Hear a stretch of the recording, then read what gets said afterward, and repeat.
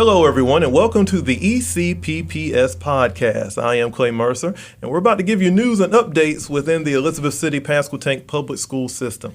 Right now with me, as always, is the Superintendent Dr. Keith Parker, as well as Board Chair Angela Cobb. Thank you both for joining us here today, and what's a special month for all of us here in the district here as we get ready for these graduations. And I wanted to start off the podcast talking about the graduation ceremonies. Obviously, Pasquotank County High School is coming up on June 5th at 7 p.m. and Northeastern June 6th at 10 a.m. And the Elizabeth City-Pasquotank Early College has already had theirs on May 21st. But let's talk about it. I know there's a lot of parents and students who are listening right now, and we can give them some updates and information of what they need to know when they walk into the Vaughn Center for the upcoming graduations. Yeah, well, again, thank you for having us, Clay. We're so excited. Look forward each month to our time together on the podcast. So excited about talking today, but really proud of these graduates. And if you think about it, these graduates have their career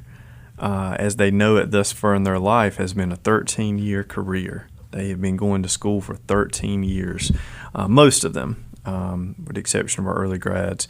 And that's a long time having been working at school. And so to get to the finish line and to be able to have the credentials, the honors, the scholarships, the pathways that they have, we just couldn't be more proud of them. And so looking forward to celebrating with our families for our two high schools coming, but also so proud of our early college graduates, over 20 of them. A majority of them received both an associate's degree and a high school diploma in 4 years. We were able to, myself, Chair Cobb, and the board and others were able to celebrate with them last week. So proud of our early college. And then as we look toward next Friday night with Pasquotank and Saturday morning with Northeastern here at the Vaughn Center, couldn't be more excited about that. And also so excited this will be our first graduation ceremonies in the newly renovated Vaughn Center, and it just is such a beautiful complex, and the renovations are just spectacular. And so we couldn't be more excited to celebrate here on ECSU's campus.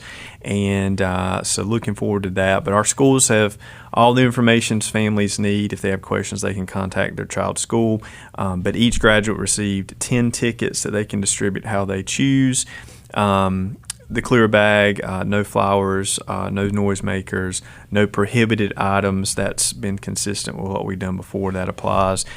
We will be running everybody through our metal detectors and security screening, so we are hugely advising people to get to the Vaughn Center early. The doors will open at, I believe right now we've targeted 5:30 for opening on the doors, but we would encourage people to get there early, get your seat early. If you arrive at 6:15 on Friday night and then 9:15 on Saturday morning, you're going to be pushing it to get in there by the time it starts. So just anticipate some lines and get there early. That way you got a seat, you can sit where you want to sit, and you're in there before it starts. That would be my encouragement to folks. We're just so excited. So anything, Chair, you'd add on any of the graduations there? When looking at our seniors at all three places, one of the things that just impresses me about them is the level of poise and accomplishment that they have achieved.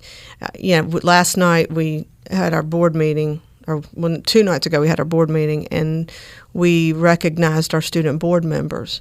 And those 3 young ladies, I told them at the meeting, if you're an example of what our students are like, then we are so impressed and proud of the way that you represent us, because they carry themselves with such poise and such a level of understanding of what it means to work with adults. And so looking at our students, looking at their accomplishments, we really are just very proud of the way they've represented our school district. And they have done a wonderful job. I am so impressed with what the student board members have done for the 2025-26 school year. And when we talk about graduations, this is something that the both of you have been through year after year, but it just never seems to get old. It seems like it's something you look forward to every year.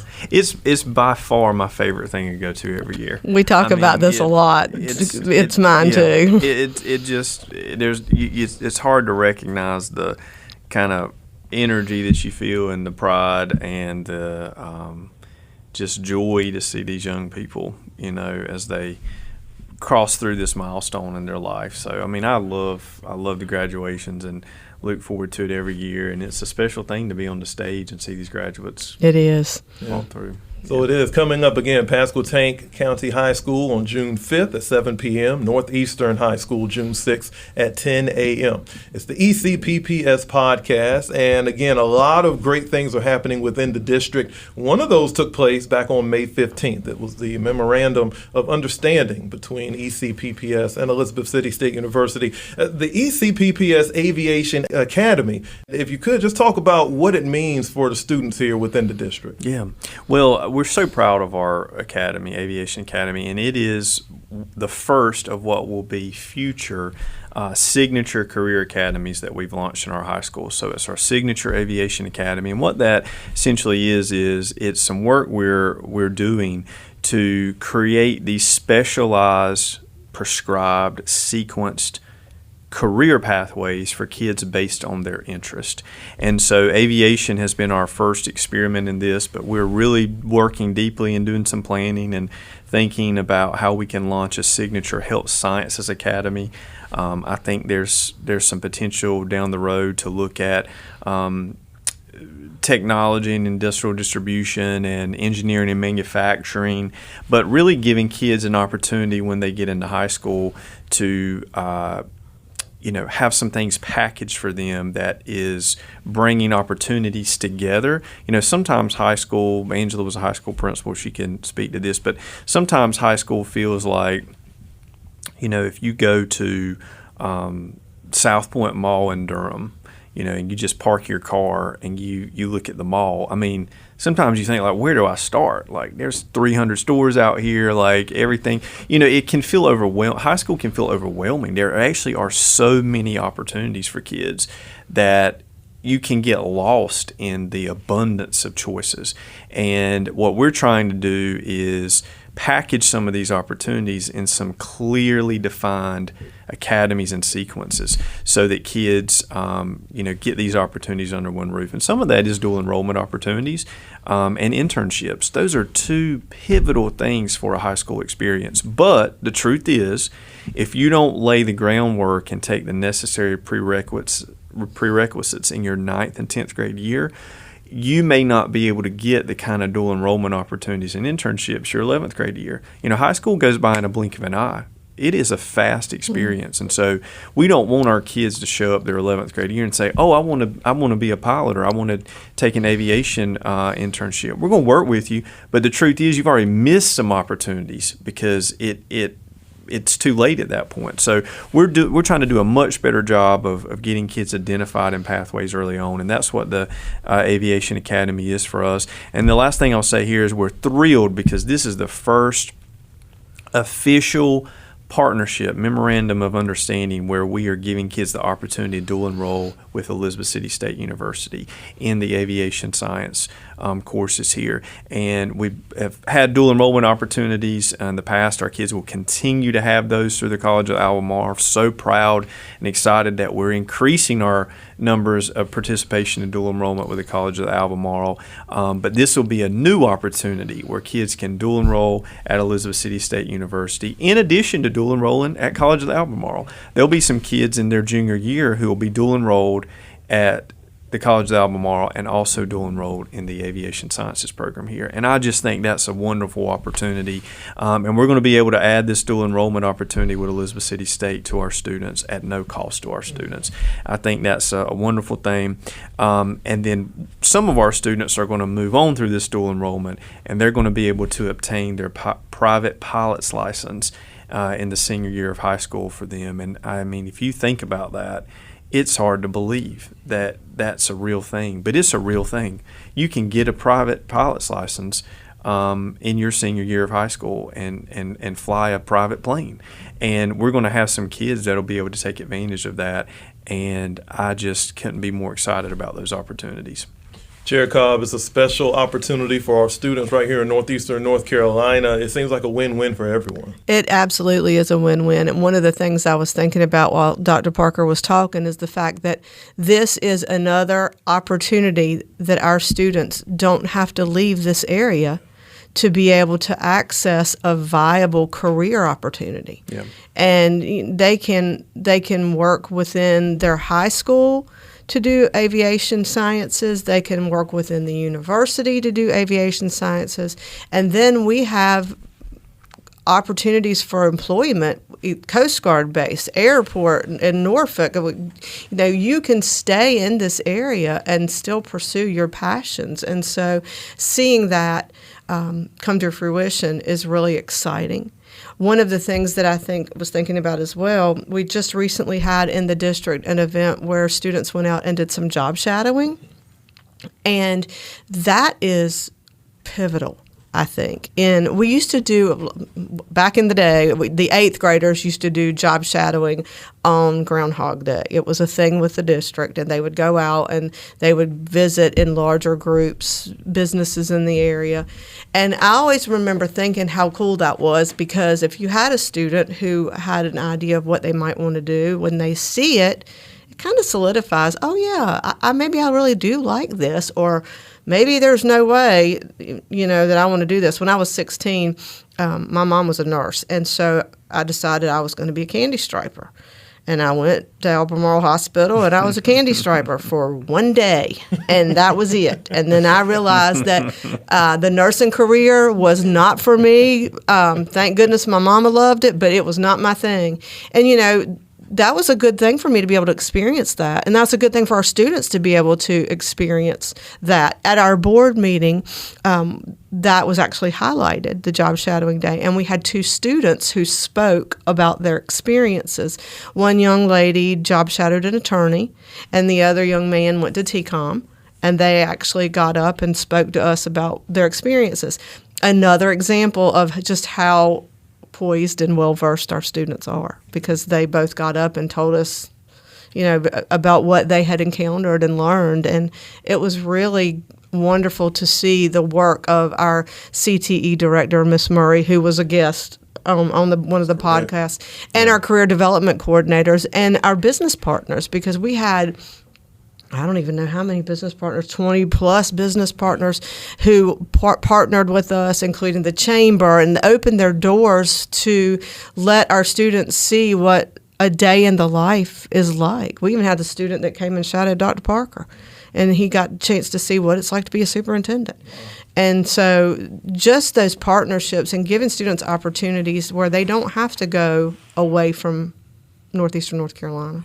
And Pasquotank County, and if they stay and they're excelling, last night we had Employee of the Year, and one of the things I made in my remarks was several of our Employees of the Year that were recognized last night were former students from our school district. Wow.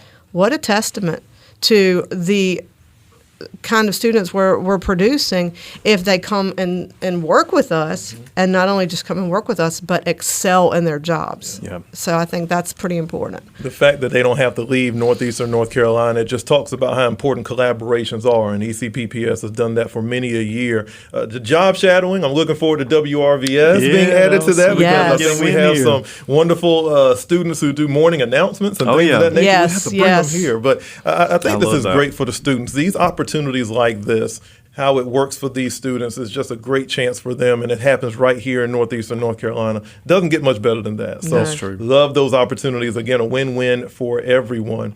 Another special event that took place for our students was the County Field Day. And this is something fun for me, because I remember Field Day for me when I was a student. The competition, it was fun. I wanted to be number 1. I wanted to get me a nice blue ribbon. And I think that competition is still there, and it seemed like County Field Day was fun this year also at Northeastern. Yeah, it was. So excited. Want to thank Coach Antonio Moore, Dr. Katina Waples, our elementary principals, a whole group, of people that helped pull that off. But we're able to bring our County Field Day back 2 years ago. This is our second year having brought it back, a tradition in the district. So excited about it, and we had a huge attendance this year. A lot of families came out to Northeastern High School, and it's it was funny because when we were doing the MOU signing with Chancellor Hargrove at Northeastern High School, on the football field, and we did the memorandum signing outside in the courtyard, but on the football, at the same time, simultaneously, County Field Day was taking place.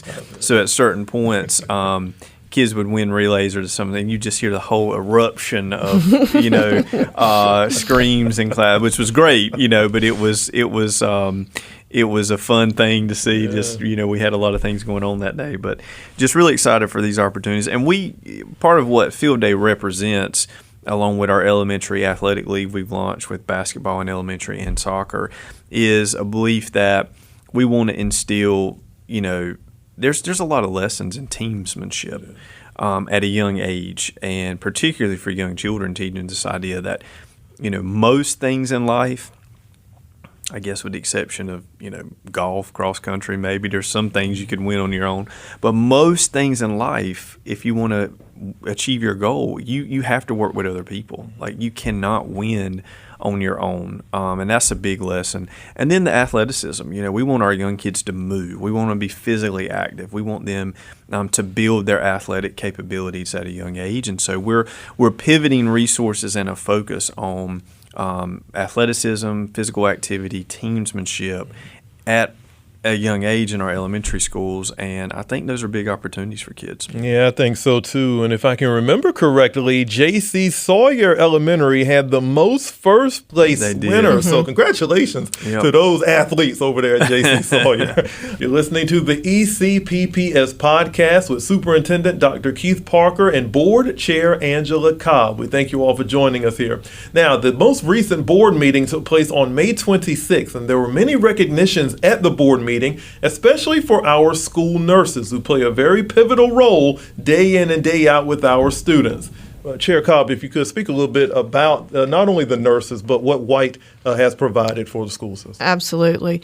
So Mr. White has been a substitute teacher in our district for a while. I remember him substituting when I was there working as principal.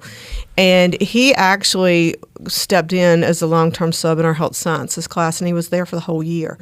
And so when you look at that, that is just amazing, first of all, that he was there for the whole year, but it gives such a continuity to our students. And so with him there, they know who's going to be their teacher. There's not a lot of change.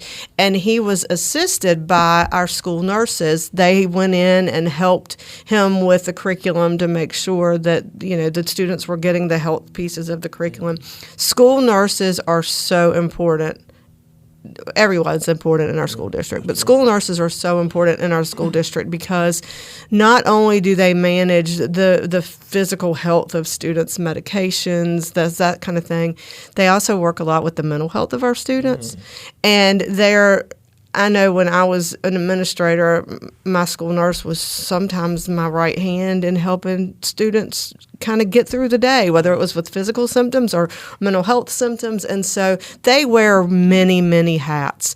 And then the fact that they stepped in and took on this additional role to help make sure that our future nurses and health sciences students could get curriculum experiences just says a lot to the kind of people that they are.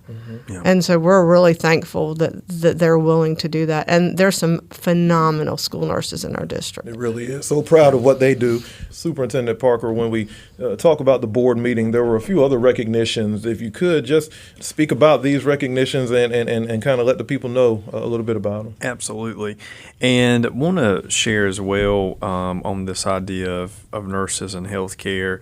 Want to also take an opportunity to highlight a press conference that we held this month as well with Centera that was located on the campus of Pasquotank County High School, and just really excited to announce that through a partnership with Centera, we have been able to add a telehealth clinic in Pasquotank County High School, which is funded through Centera, staffed through Centera, but will allow students on the campus of Pasquotank County High School and staff on the campus to be able to go into the telehealth clinic, which is located in the Student Services Department in the front office, and be able to virtually see a licensed doctor or nurse practitioner. And it will allow students, in some cases, to be diagnosed, treated, and prescribed medication. One good case example that we've been using on this is if a student in the winter months gets strep throat and they present with symptoms, they can just go down to the front office, they can go into the telehealth clinic. There will be a CNA in the clinic, staffed by Centera.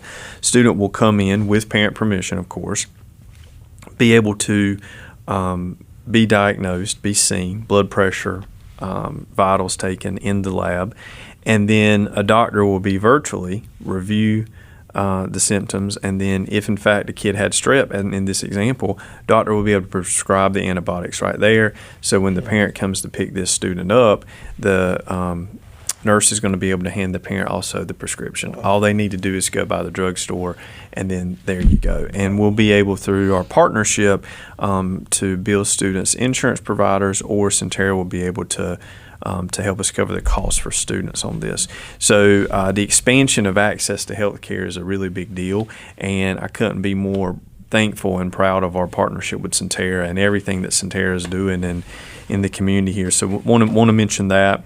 Also want to take an opportunity to highlight Northside Elementary, who was recognized as a school at the board meeting, and want to thank Ms. Prayer and all of her teachers and students for the work that they're going on there. Northside Elementary School last year exceeded growth expectations as a C school on accountability, and our students are taking their end of year exams this week for elementary and middle, and then our high schools begin on Monday. So I can't speak to exact scores right now because we haven't finished taking all the tests, and the scores will be embargoed till July. But what I can say is, based on some preliminary results, we are very excited and optimistic about what our end of year assessments are looking at right now. So looking forward to coming back in the months ahead and sharing some final results with you there, Clay. And then also we had at the board meeting, in terms of recognitions, we were able to recognize some of our morning announcement crew at Northside Elementary, which was Madison Umflett, Marcus Bond, and Jeremiah Riddick, three of our students who have really run the morning announcement. And as we were talking with you earlier before, some of our goals of getting some of our students to come do job shadowing internships right here at the radio station. So I think this is the crew in training. So we got to get them in here and get on some time. But just so proud of all of our staff and students for all the things that they're doing. We also did recognize the math teachers as well. So our district chooses an outstanding math teacher from each school, and then from those, there is a district math teacher, and Mr. Powell from Northside Elementary was the district math teacher. And that program, I guess, is run through the North Carolina Teachers of Mathematics. And so the district level Teacher of the Year for math wins a subscription to their services, I guess, and then they're recognized at the state level at their conference. So we did recognize them as well. Also recognitions, Teachers of the Year, you said recently took place also. Yeah, so the first week in May is always Teacher Appreciation Week, and that's pretty much like a national thing. And so the culmination of that Teacher Appreciation Week, we do the Teacher of the Year banquet, and we recognize each Teacher of the Year from the individual schools. And then there is an interview team from the district that is consisted of a board member, the previous Teacher of the Year, and then several central office staff that interviews the top three. And then those top three finalists are recognized, and from them, a district level teacher of the year is chosen. And the district level teacher of the year this year was Dr. Ronald Boykins from Northeastern High School. And so we had a banquet where we celebrated and recognized each teacher of the year from each school, and then named the district level teacher of the year. And he will go on to compete at the state level to be a regional teacher of the year, and then a state level teacher of the year if he advances. So we also recognize at that our principal of the year, which for this year was Lashikia Brothers from Central Elementary School. And then last night we had the opportunity to recognize and celebrate our employees of the year. And the employees of the year, that pool comes from all of our classified employees, and so each school chooses a employee of the year, and then there are some departments that, like transportation and maintenance and nutrition, they choose an employee of the year. And so last night we were able to have the red carpet treatment for them. That was the theme of the evening last night, and celebrate each one of them and let their families be in attendance. And so both events are just really heartwarming. You leave from both just feeling good. That's the only way I can describe it. And you know, again, last night especially, seeing 5 or 6 students that I had personally had contact with out in the audience being recognized just says so much about the quality and caliber of people that come through this school district. I think so. Congratulations to them. And Superintendent Parker, during the board meetings, you usually have a superintendent's report. And I wanted to bring this up again as we talked about the student board members. If you could speak about the 3 of them, you know, how special it is for them to have that experience as they get ready to go off into colleges. Yeah, we're so proud of our student board members. This year in particular with Natalie, Catherine, and Cheyenne, I think they've done an incredible job representing the student body and being a sitting member on the board. And for anyone listening that's curious about that, the board added in 2022 a policy that allows for a student representative from each of our 3 high schools to serve as a sitting member of the board, a non-voting ex officio sitting member on the board during their senior year in high school, and they represent the student body. And so they attend board meetings, they sit, they attend functions, and so I just think that's a wonderful way to engage students through leadership. And one of the things that I love about the student board member positions and seeing our students is just the growth that they make throughout their year through the leadership opportunities. Some of those are spontaneous speaking engagements, you know, and that can be a new thing for students sometimes. And so there'll be events where we may not know, a student board member may not get an invitation till 2 days before, or they'll be at an event and they weren't on the program, but then somebody will find out they're a student board member and they ask them spontaneously to say some words. So those kind of social events, leadership events where students have to think on their feet, they have to network, they have to dialogue with people, you know, it really creates a moment where they grow as adults, and just watching the growth of these young people throughout the years they serve on the board is something I love seeing. And you know, Angela, I know you've been close with the 3 of these young ladies as well, and I would imagine have some similar observations. Absolutely, and they all 3 of them just carry themselves so well. And they've been so professional. And you know, like Dr. Parker said, they have opportunities presented to them. Catherine even spoke to the fact that she really wasn't excited about the idea of public speaking in the very beginning. And then when you see her now and you watch her take opportunities, she's one of the teaching cadets in the teaching cadet program, and she would go into classrooms and teach a math lesson. And, you know, so you see that growth, and and then all 3 young ladies have got such bright futures ahead of them. Yeah. And so we can't wait to see where they go. And how this experience has shaped them. And they had an opportunity to speak at the board meeting about what they felt like the position had done for them. And their words were just really inspiring. We're getting ready to start that process again to bring on the board members for the next school year. And so, you know, we look forward to what that will bring, and know that as every student is different, they bring a different flair and flavor to what our board looks like every year. And so we always look forward to that. Yeah. And we had some of their opportunities, like I think Natalie mentioned this at the board meeting, but we hosted a group of researchers from Harvard University this year.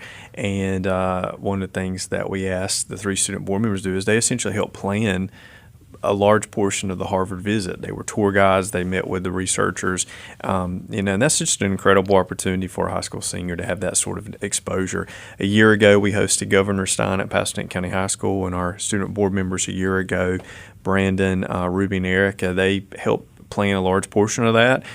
When Governor Stein walked from his car to the high school, they greeted him, and they essentially were tour guides and had an opportunity to take a selfie with the governor. So it really is our most premier student leadership opportunity in the district, and so we're excited to be able to do some interviews at the June 25th board meeting. We will be having a board meeting on Thursday. I will mention that to the viewers in June instead of Monday, which is our typical board meeting. The reason we do that is we are required to close out our financial year on June 30th.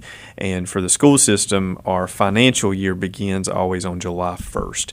And so we'll be taking to the board on that Thursday a closeout of all of our 2025-26 financial budget statements. And so the board will be closing out this year's budget so we can officially begin on July 1st our new budget. So that'll be the Thursday meeting, but we're going to be doing some interviews at that meeting for applicants who would like to be student board members next year, be able to announce those later that night. So excited about those opportunities.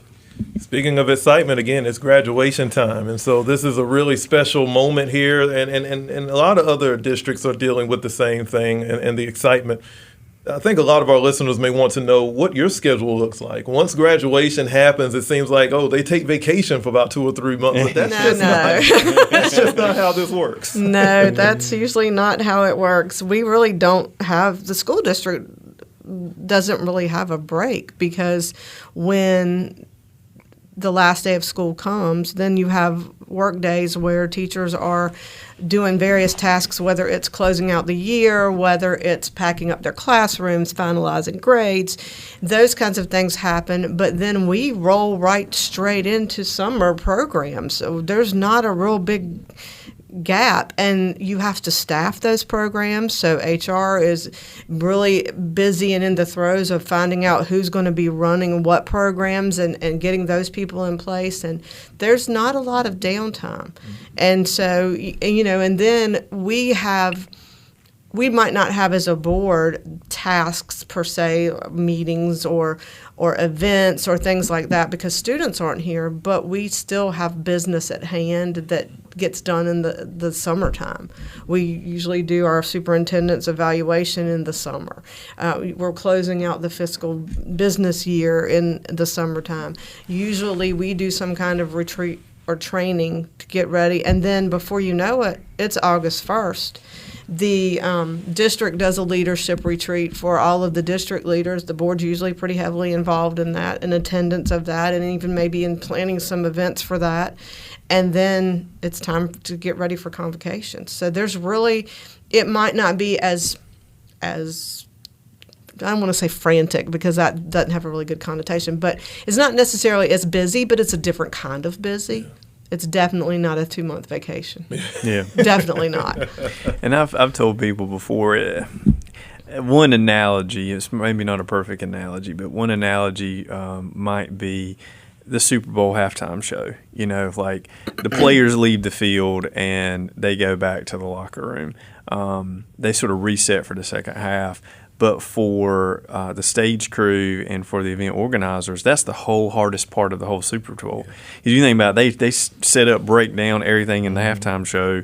And some way, that's what our principals and our district leaders, and for us, is kind of like is the students, by and large, with the exception of the programming in the summer, the students have they kind of got a halftime. They got summer. But then for us, we're cleaning all of our schools. We're doing maintenance. We're painting schools. We're hiring new folks. We have just got a brand new budget. We're planning those portions out. We're building class rosters. Building You're the doing new bus classes, routes. You're the new doing bus routes. Yeah. Doing roof repairs. So we essentially have this very small window of time to try to do everything that we couldn't do for the whole rest of the year when all the students were here. Interviewing, hiring, training, onboarding. It's a lot. Yeah. It's a workflow, and so we try to take advantage of that time, because once this year, I believe August 24th, when the school year begins, it's game on. And so really for our school leaders and for district staff, our only time off would be the Christmas break and spring break, because we don't run programming on those times. Mm-hmm. Over the Christmas holiday, we do shut the school system down. You won't see our buses on the road, with some exceptions, if it might be, athletic, tournaments that we organize outside of conference or something like that. But you by and large aren't going to see our buses on the road, and you're not going to see the lights on in the building. But aside from those 2 points, the summer, any other time, we run all year. So we try to think of our vacation around the Christmas holiday or that 1 week of spring break in April. That really is sort of our time. But the summer, it's all hands on deck. Well, we'll keep on running with the ECPPS podcast, keeping you up to date on everything that's happening within the district. Superintendent Dr. Keith Parker, Board Chair Angela Cobb, thank you so much for making this happen. Looking forward to seeing you next month. Thank you for having us. Thank you, Clay. Love being here. Appreciate you.